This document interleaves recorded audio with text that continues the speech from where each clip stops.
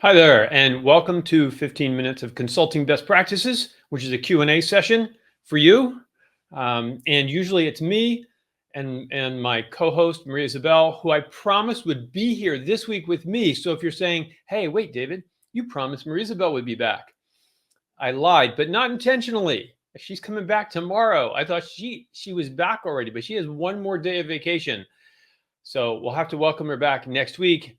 And for this week, you have me. So let's see what your questions are. Please type your questions into the LinkedIn chat. It takes a couple minutes for them to come up sometimes, but let me know you're here. Let me know what's on your mind. Let me know what questions you have that would help you grow your consulting practice. Okay. And with that said, we'll see what people have submitted via email and that kind of thing. Deidre, what have people submitted via email and that kind of thing? Let's see what the first question is. Do your principles for pricing apply to competitive situations? Okay, I've applied to opportunities on a staffing platform that I'm overqualified for. Wow, and can show great previous results. Well, that's helpful, but I didn't win them. I don't get feedback, so I assume my fee is too high, says Mandy. All right. So, do my principles apply for competitive situations? Generally, yes. But let's address this staffing situation first. Then we'll come back to principles.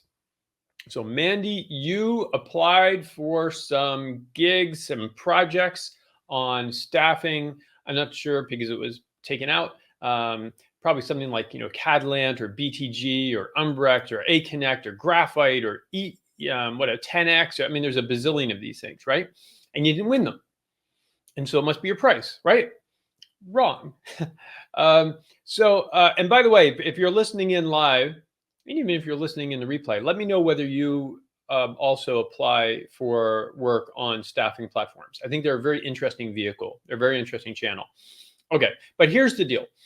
On a typical project, for a staffing platform, let's just take Catalant as an example because it's very, very large. For a typical project, there are at least 20 applicants, which means if you won your fair share, and all applicants were roughly the same, even if you're just as qualified as anyone else, you would win fewer than 5%. You'd win under 1 out of 20. And is the case then that whoever's just cheapest wins? And the answer is no, that's not the case. This assumption that, well, I didn't hear back, I assume my fees were just too high, that really is actually an error.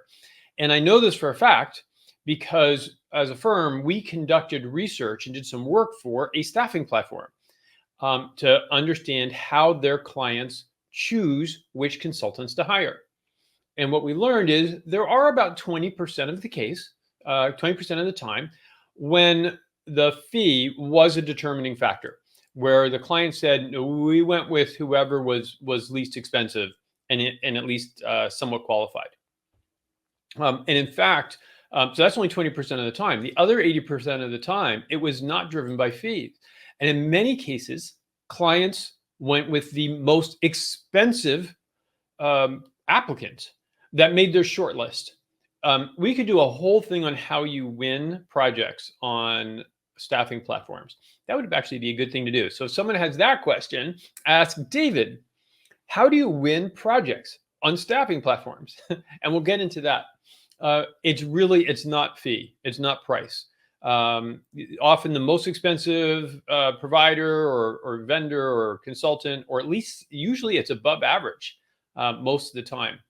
So that was a mistake, assuming it's your fees. So then let's talk about competitive situations. Do the principles that we talk about, do they apply in competitive situations? And the answer is yeah, for the most part. In a competitive situation where you're not running through an RFP process, so there are various folks looking that your prospect is talking to, but it's not a formal RFP, and it's not government related, okay, which is an important carve out. You can charge as much as about 3 times as much as other providers and still win the project. That's a lot. You can be 2 to 3 times as expensive in your estimate of what the project will take as other folks and still win this. And again, we have lots of evidence for this. Now, that doesn't mean you'll necessarily win it, but if you have all the trust pieces going for you and all the other pieces going for you, yeah, you can be a lot more. Now, in an RFP situation, or where you are looking at some sort of government related project, you can typically charge at most around 20% more than other providers and still win the project. So huge difference. Huge difference. But do the overall principles apply? Yeah. Pricing is very tricky. There are a few stakes in the sand. The on the high end is your client's fee tolerance. That sets the upper bound for what you can charge, and you can affect that fee tolerance, and various things will push that fee tolerance upwards. Things like urgency, things like an anchor fee or a reference point, all sorts of stuff. And at the bottom end of pricing is what's acceptable for you. That's your bottom stake in the sand. And then there are other things that affect it. Does the competitive pricing play a role in there? Oh yeah, absolutely. Absolutely. I don't think you ignore it completely. You certainly don't want to be 10 times competitors. But fundamentally, yeah, you can use everything that we talk about, and for the most part, ignore competitors, for the most part. So that's my answer on that. If you're listening in, what questions do you have? What does that raise for you? What new challenges? At least say hello. So because it's quiet, I know it's summer, so there are fewer people, but say hi, and that way I know that I'm having fun anyway, but I get to have fun with you. And while we're waiting for that, Deidre, did anybody else submit a question? They did. How do I recover when I did everything wrong in a meeting? I had a meeting with a contact, and I did everything the opposite of what you teach. That's hysterical. I became wedded to a solution that, in truth, I wasn't even sold on. In the moment, I had a crisis of confidence. All right, so I dug in on my position and took a hard line. Hey, John, thank you for saying hi. And hi, Nadia. Now, what do I do? And Philippe, oh, good, there we go. Hi, all. Thank you all for saying hello. It's much less quiet in here, and I appreciate you saying hello. All right, let's deal with this. So, Deidre put it up. I didn't catch her name at the bottom. Krishi. Okay, thank you. All right, so you did everything wrong.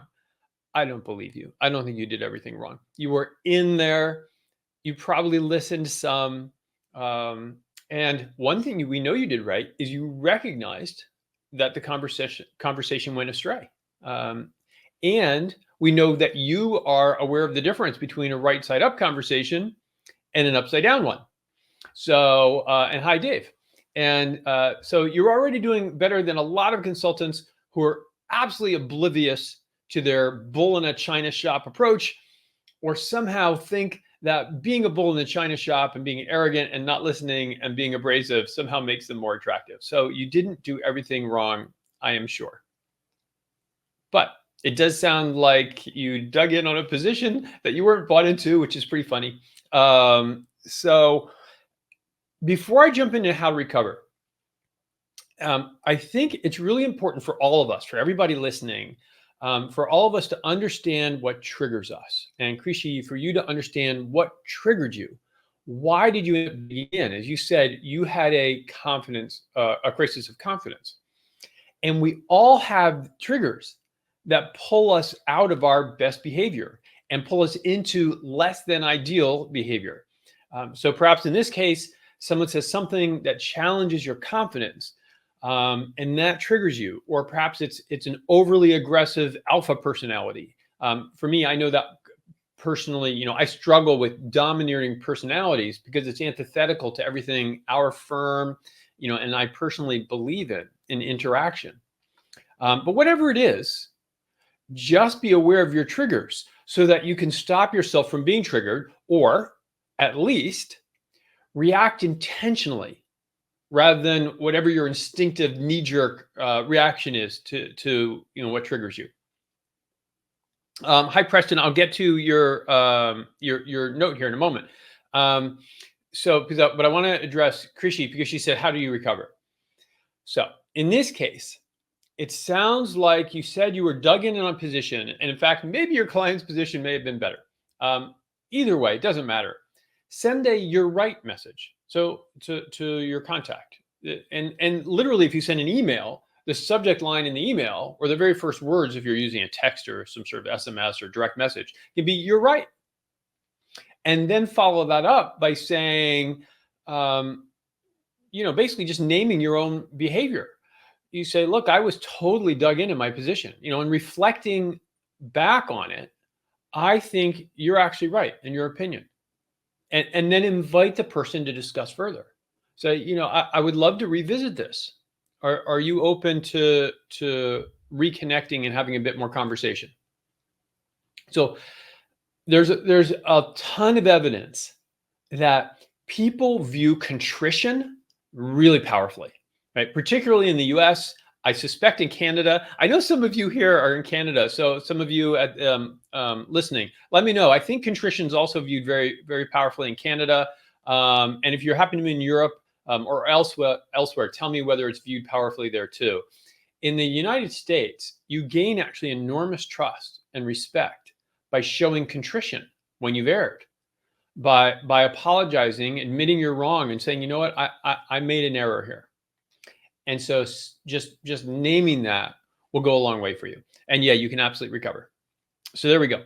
Okay, with Preston, I'm employed in customer-facing roles that are complex B2B sales. I take a consulting approach. Oh, perfect. Yeah, trying to stay right side up. That is outstanding. That is excellent. And Preston, if you have a challenge staying right side up, just let me know. It is not easy.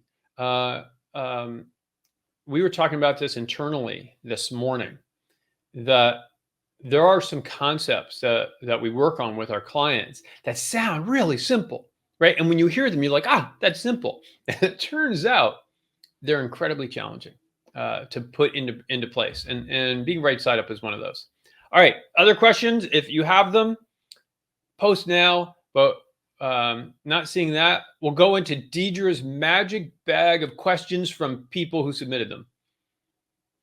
Can you hit some high points, red flags on success fee structures? Yeah, in 3 minutes or less, 2 minutes or less, something like that. Success fees, sure, I can do that. Though there's a lot to unpack in success fees, so I'll do highlights.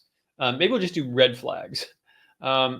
So let's see. First, the biggest red flag in success fees is making sure that you are able to in some way account for factors that are outside of your control as a consultant or as a consulting firm. Okay, you don't want to be caught losing money or being judged not a success for something that was not inside your control. Similarly, so number two, in related, I would say, is accounting for factors outside your control and the client's control. In other words, exogenous factors. Maybe the market price of something, or again, if there's a big outside change, that should not affect your ability to win a success fee. Third is appropriately trading off risk. That is a real red flag where I see clients go wrong, is making sure you're getting the right benefit for the right amount of risk. And the fourth red flag for success fees is what I'll term an audit burden, that you want to stay away from things that take a really, that can be contentious or difficult to monitor. The first two are pretty easy just by specifying in your contract what happens if something exogenous or something outside your control affects the results. Appropriately trading off risks means understanding your own fee structure. For most consulting firms across the whole industry, average gross margin is about 50%. So typically you shouldn't be putting more than 50% at risk. Otherwise, you're not just playing with your own money, with your margin, you're playing with your people's money, with your employees' money, your contractors, your direct costs. And I wouldn't typically recommend putting that at risk. Now, I'm a little conservative about that, but that's what I would say. So pick the right amount of risk, and then make sure you're also appropriately compensated for it. If you're putting 50% of your project at risk, you should be getting 2x what you put at risk. That's my very, very quick version of what to do about success fees. All right, I know we need to wrap up. It's been a month since an upside down email interaction. It's not too late. It's never too late. It is never too late. So it's a great question. And with that, boy, we just blew through our 15 minutes. Thank you for spending the 15 minutes with me. A couple of really quick notes.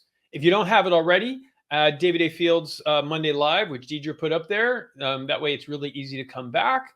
If you're not already subscribed, subscribe.